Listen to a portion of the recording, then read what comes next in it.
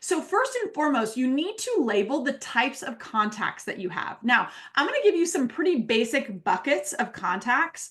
I would actually highly suggest that you not overcomplicate this, because here's what's important, y'all. Once you label someone, that label is really important because it's going to guide you as to how you're going to communicate with that person. I'll tell you, there's not that many labels that you should have.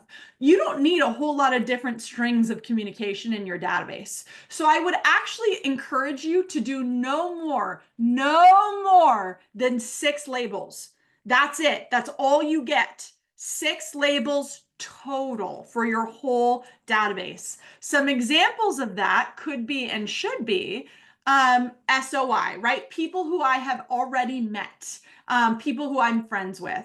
I call that Mets, like something like SOI and Mets, that goes into the same bucket for me. Because by the way, I don't need to communicate with those people any differently. Whether I've met you because I met you, whatever, at a networking event, or I met you at my kid's soccer game, but you're not, I wouldn't call you a friend. I wouldn't call you my sphere of influence. I've still met you. I'm going to communicate with you the same way, right? It's actually better for you to build more familiarity in your communication. So I would suggest you put those in the same bucket.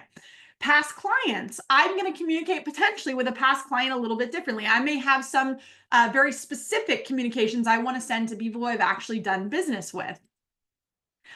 Cold leads. You communicate with a cold lead, i.e. somebody who came in off an internet lead who you haven't been able to get a hold of, or who like kind of fizzled out, or somebody who comes in on your website, or whatever it might be. Like however, y'all know what a cold lead is, right?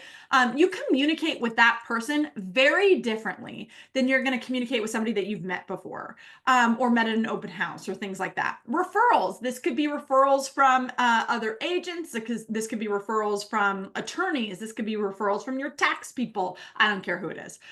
Vendors, you're going to treat those differently. By the way, you should have a very specific communication thread for your vendors, because if you are not asking for business from the vendors, the people that you give business to, you're missing out.